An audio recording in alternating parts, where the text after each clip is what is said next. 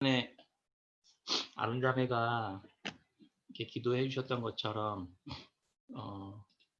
요즘에 참 속상하고 안타깝고 참 참담한 소식들이 많이 들려오죠. 기독교의 민낯이 오랜 시간 동안 많이 여기저기서 드러났지만 요즘처럼 더 이렇게 낱낱이 적나라하게 드러난 적이 없는 것 같다는 생각이 많이 듭니다. 교회가 세상 앞에 완전히 발가벗겨진 것 같아서 참 어찌할 바를 모르겠습니다. 뭐 BTJ 열방센터 관련자들이 구속됐고 정인이 뭐 학대를 한 부모인 부산의 대형 교회가 방역에 동참하지 않고 재판까지 간 이야기, 뭐 교회들의 비리, 뭐 사이비 집단과 같은 형태들이 끝없이 방송에서 막 고발되고 쏟아져 나오고 있는 것 같습니다. 교회의 부정적이고 믿지 않는 이들의 그런 인식과 비난에 참 이제 정말 어떻게 해야 될지 도무지 정신을 차릴 수 없을 지경이 되어온 것 같습니다. 이런 우리들의 비참한 상황이 야고보서는 참 적절한 말씀이다, 다행이다라는 말씀도 생각도 하게 됩니다. 야고보서의 말씀을 이렇게 우리가 읽다 보면 우리에게 말씀하시는 것이, 이렇게 말씀하시는 게 의사가 우리를 딱 진단하고 약을 처방해 주는 것 같은 생각을 하게 합니다. 의사에게 진료를 받고 의사의 처방에 의심하지 않고 약을 먹어야지만 병이 낫는 것처럼 우리 삶의 문제를 진단하고 그거에 대한 처방을 내리실 때 그 말씀을 의지하지 않고 그것을 겸손하고 온유하게 듣지 않고 그것을 삶에 적용할 때, 듣고 나서 삶에 적용할 때 말씀으로 우리가 태어난 존재인 우리의 본래 모습대로 선한 열매들이 맺혀지게 되는 것입니다. 그런데 약을 처방받고는 돌아서서 집에 와서 방치해 놓고 먹지도 않고 쓰레기통에 버리고는 왜 의사를 만나고 왔는데 내 병이 낫지 않냐고 생각한다면 그게 얼마나 황당한 태도가 되겠습니까? 말씀이 하시는 그런 진단에 대해서는 듣고도 따르지 않으면서 왜 내 삶에는 아무 일도 일어나지 않느냐고, 하나님이 왜 아무도 일하지 않느냐고 한다면 그게 얼마나 이치에 맞지 않는 말이 될까, 그런 생각을 해봤습니다. 야고보서 1장 22절부터 25절까지 보시면 그렇게 말씀합니다. 너희는 말씀을 행하는 자가 되고 듣기만 하여 자신을 속이는 자가 되지 말라. 누구든지 말씀을 듣고 행하지 아니하면 그는 거울로 자기의 생긴 얼굴을 보는 사람과 같아서 제 자신을 보고 가서 그 모습이 어떠했는지를 곧 잊어버리거니와 자유롭게 하는 온전한 율법을 들여다보고 있는 자는 듣고 잊어버리는 자가 아니요 실천하는 자니 이 사람은 그 행하는 일에 복을 받으리라. 믿음과 행함을 구분해서 생각해 볼 수는 있지만 이 둘을 결코 분리할 수 없는 것과 같습니다. 야고보는 이 편지를 받는 교회들에게 이와 같은 처방전을 내려줍니다. 하나님의 말씀을 단지 들은 것만으로 자신이 그렇게 된 줄로 착각하는, 스스로 속이는 자가 되지 말아라, 이렇게 가르쳐 줍니다. 스스로 속이는 자는 자신이 안다고 생각하지만 아는 대로 실제로 행해서 말씀이 이 자신과 화합되는 과정을 지나지 않는 것과 같습니다. 말씀에 순종하기 위해서 자신을 깨트려 보기도 하고 스스로 자기를 쳐서 복종시켜보는 이러한 작은 많은 과정들을 통과해보지 않고도 나는 다 알고 있다고 스스로에게 그렇게 속게 되는 것입니다. 예수님은 예수님의 가르침의 핵심인 산상수훈에서 그 결론을 이렇게 내립니다. 마태복음 7장 24절에 그러므로 누구든지 나의 이 말을 듣고 행하는 자는 그 집을 반석 위에 지은 지혜로운 사람 같으리니 비가 내리고 창수가 나고 바람이 불어 그 집에 부딪히되 무너지지 아니하니 이는 주추를 반석 위에 놓은 까닭이요 나의 이 말을 듣고 행하지 아니하는 자는 그 집을 모래 위에 지은 어리석은 사람 같으리니 비가 내리고 창수가 나고 바람이 불어 그 집에 부딪힘에 무너져 그 무너짐이 심하니라. 그래서 야고보는 하나님께서 말씀으로 태어나게 된 성도들이 이제 자연스럽게 그 안에 심기신 그 말씀을 따라서 순종하고 행하는 행함으로 이어져야 한다고 말해주고 있는 것입니다. 먼저는 지난주에 우리 함께 살펴보았던 은혜로 받은 구원이 어떻게 선물로 주어지게 되었는지, 그리고 그것을 야고보만의 독특한 표현으로 이렇게 얘기했잖아요. 말씀으로 나음받은 교회가 되었다. 말씀으로 태어나게 된 존재가 되었다. 이렇게 설명했잖아요. 교회가 그렇게 말씀으로 나온받은 존재라는 사실을 먼저 가장 분명하게 이야기하고 갑니다.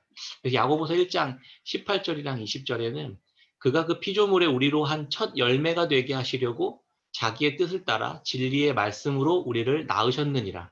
그러므로 모든 더러운 것과 넘치는 악을 내버리고 너희 영혼을 능히 구원할 바 마음에 심어진 말씀을 온유함으로 받으라. 이렇게 말씀합니다.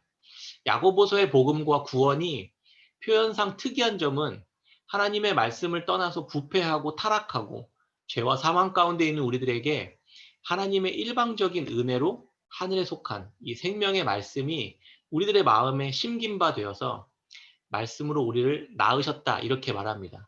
이게 구원입니다.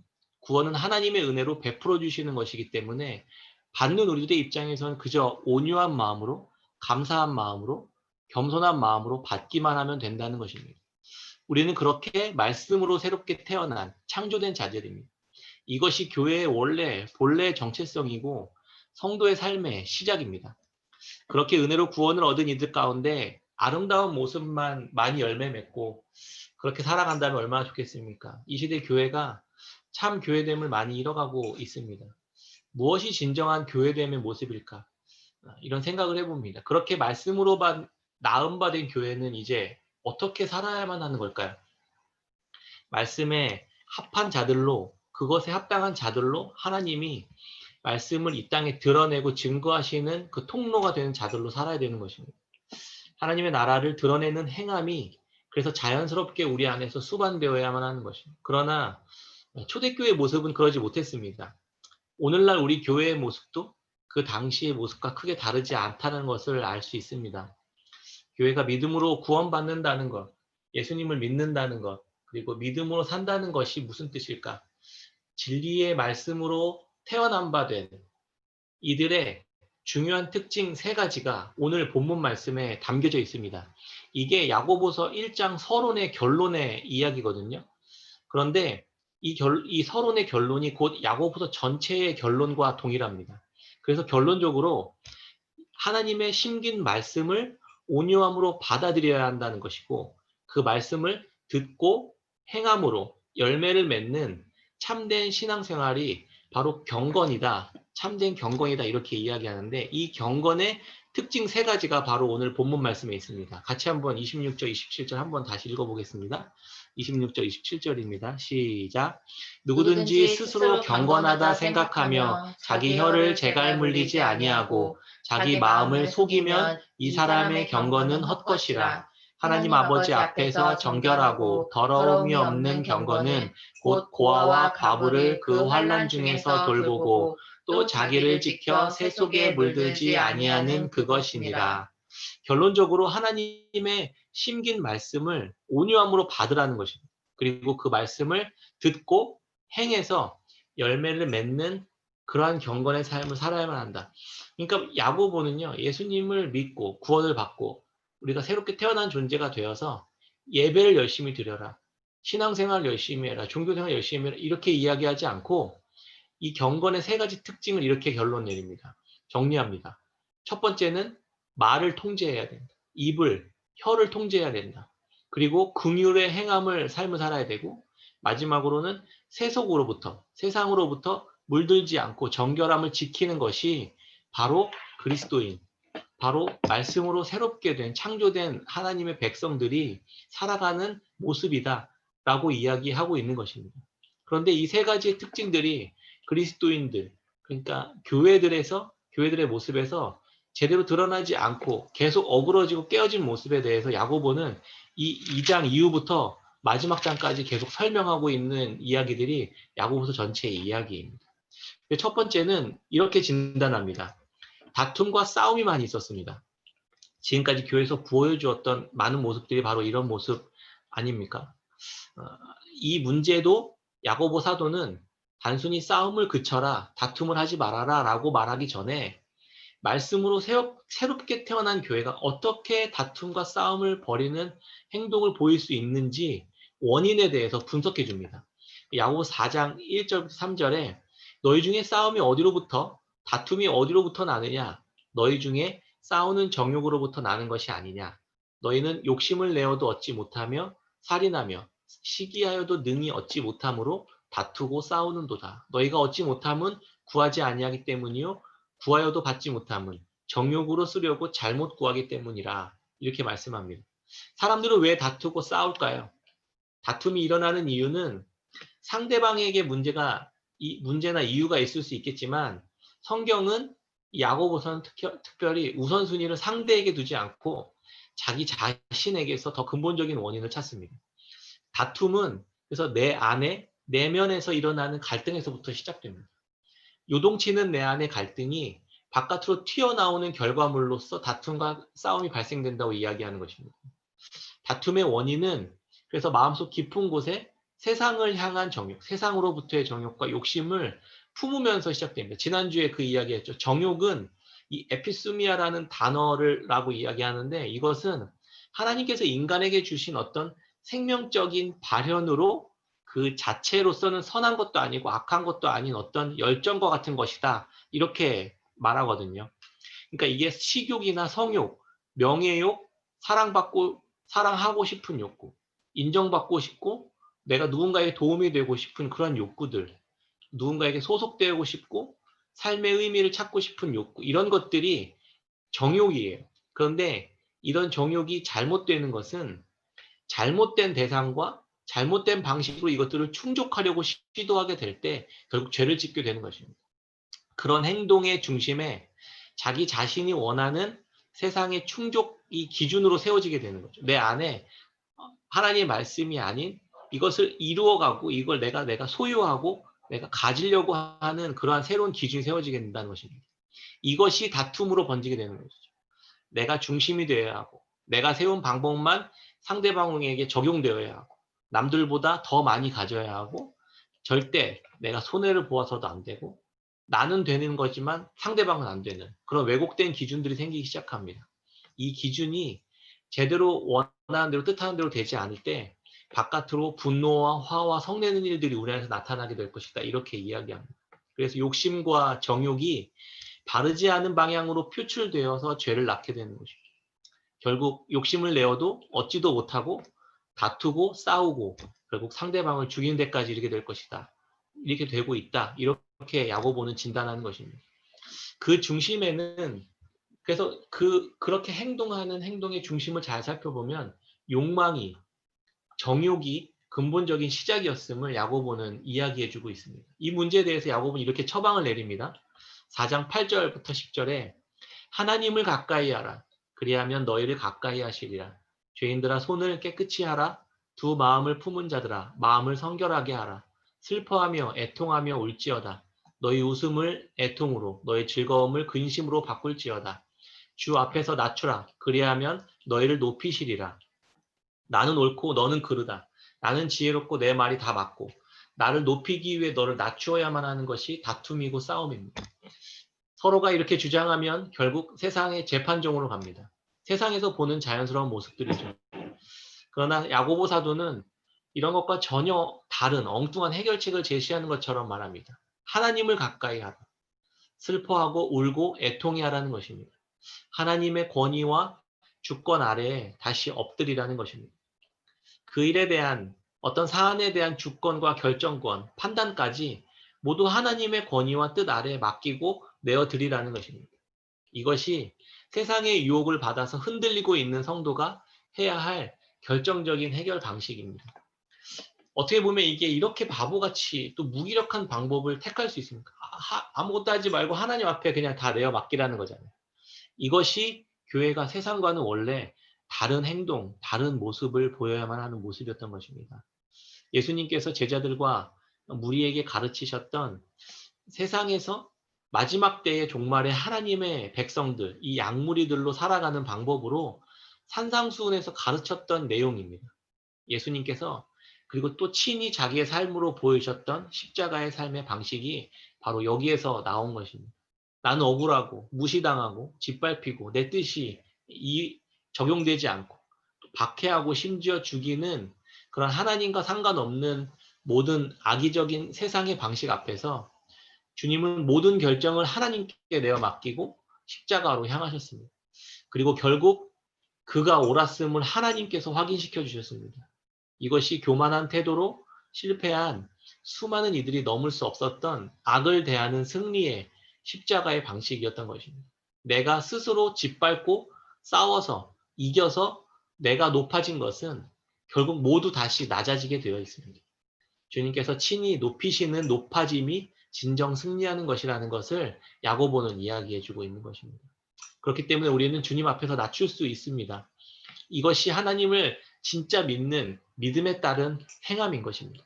두 번째는 교회 안에 사람을 차별하는 모습들이 많이 일어났습니다. 야고보서 2장 1절에 보면 내 형제들아 영광의 주 곧 우리 주 예수 그리스도께 대한 믿음을 너희가 가졌으니 사람을 차별하여 대하지 말라.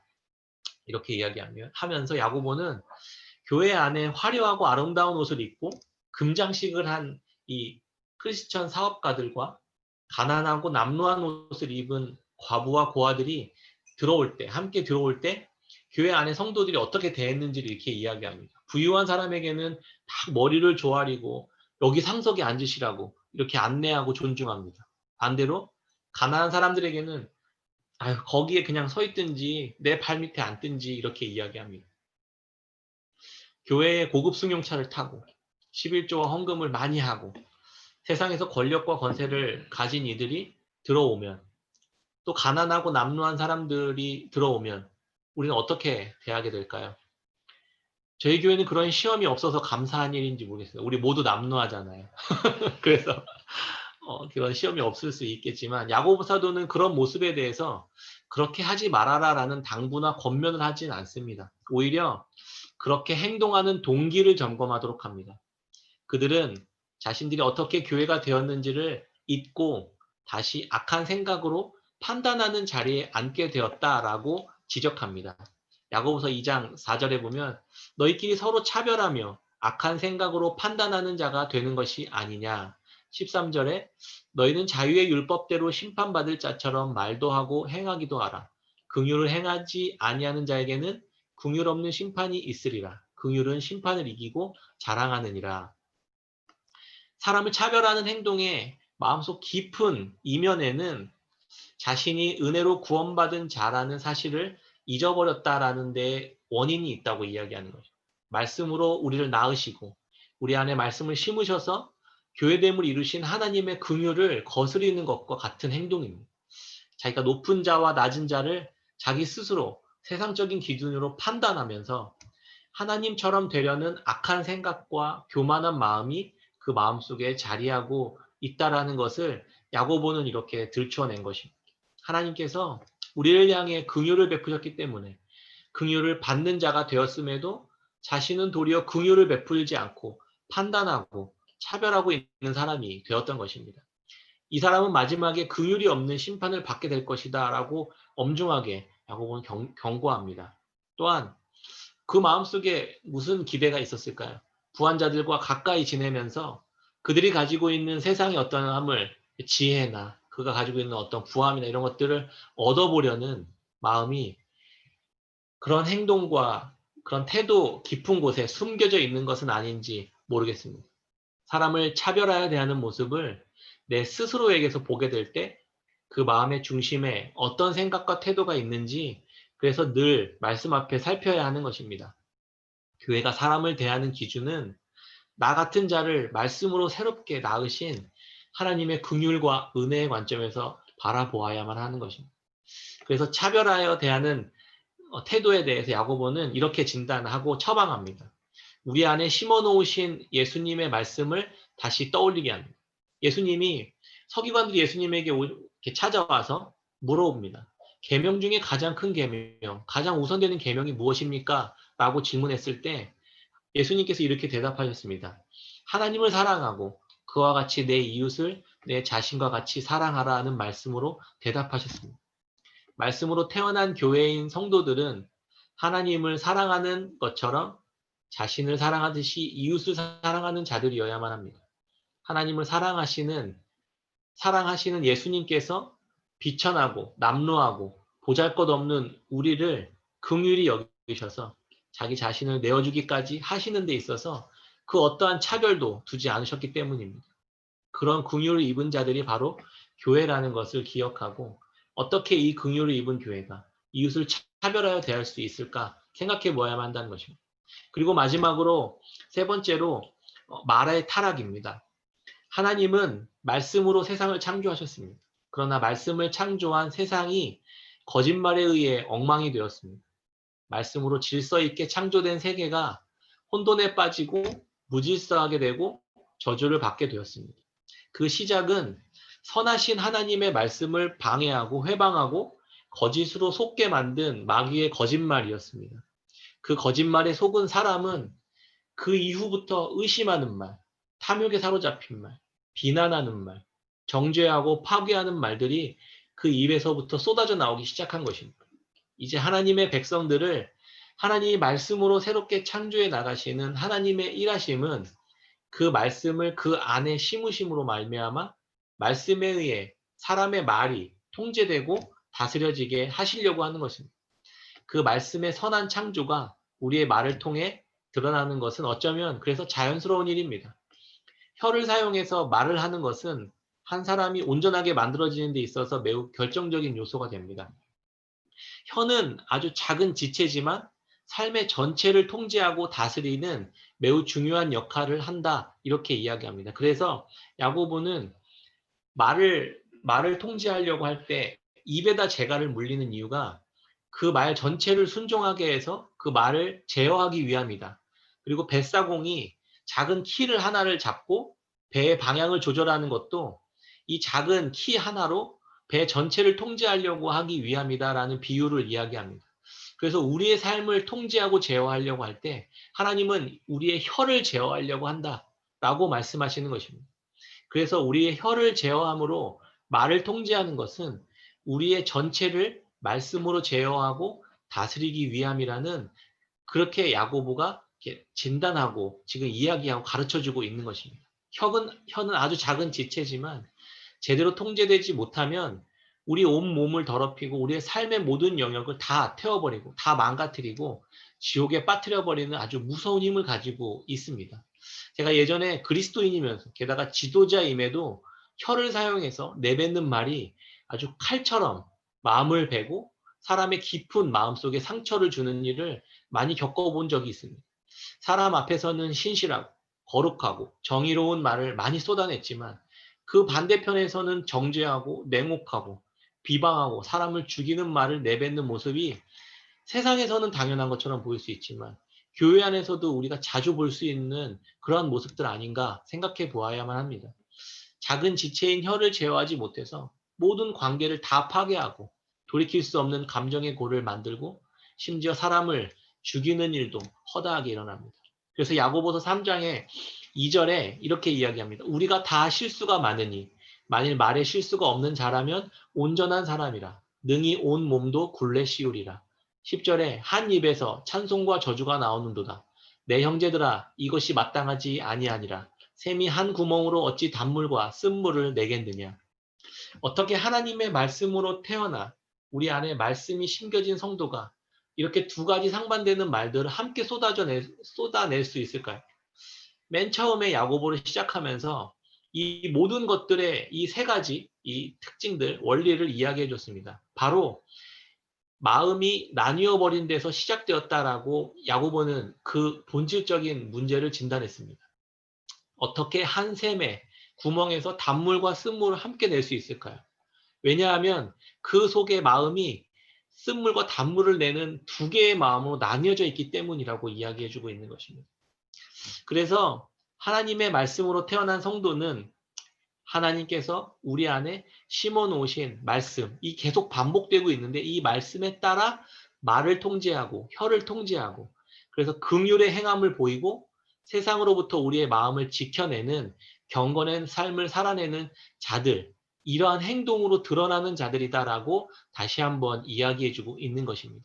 이러한 경건을 살아내지 못하는 아주 근본적인 이유를 하나님께서는 심으신 말씀이 둘로 나뉘어져 있는데 있다라고 이야기하고 있는 것입니다.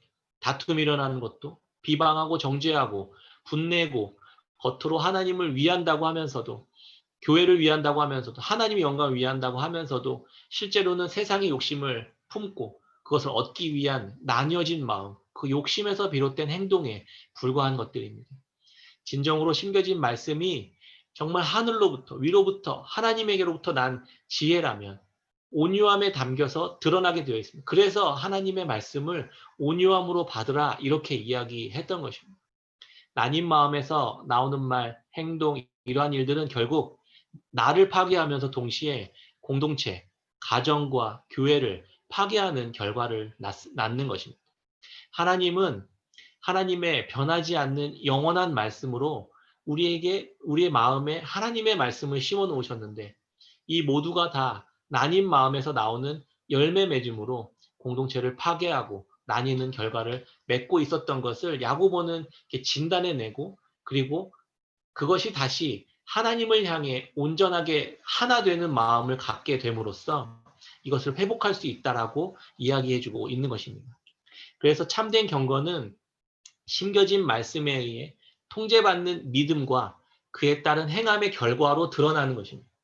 긍휼을 베푸는 삶, 세상으로부터 나를 정결케 되는 것, 우리의 말을 제어하고 다스리는 것은 모두 밖으로 드러나는 행함의 문제라고 생각할 수 있지만 오히려 그 행함을 주관하고 있는 마음속의 중심의 문제였던 것입니다.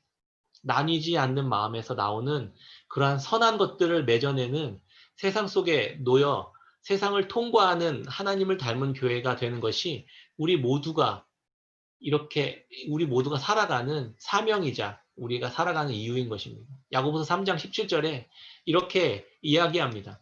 오직 위로부터 난 지혜는 첫 번째 성결하고 다음에 화평하고 관용하고 양순하며 긍휼과 선한 열매가 가득하고 편견과 거짓이 없나니 화평하게 하는 자들은 화평으로 심어 의의 열매를 거두느니라. 아멘. 말씀을 맺겠습니다. 야고보서는 복음과 구원에 있어서 매우 특이하면서도 새로운 관점을 우리에게 말해줍니다. 하나님께서는 말씀으로 우리를 낳으시고 우리들의 마음에 하나님의 말씀을 심어놓은 자들이다. 그래서 바로 하나님의 백성인 교회다라고 정의해주고 있는 것입니다.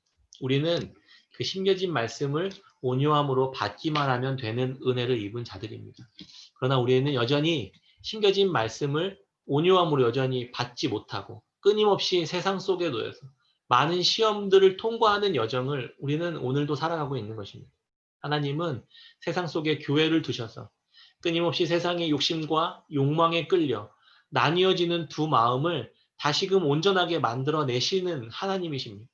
긍휼을 베푸는 삶, 세상의 유혹으로부터 정결하게 되는 삶, 말씀에 따라 말을 다스리고 혀를 제어하는 것은 모두 겉으로 드러나는 행함의 문제가 아니라 우리 마음속 중심에 말씀을 온전하게 받지 못하고 있는 문제라고 이야기해주고 있는 것입니다.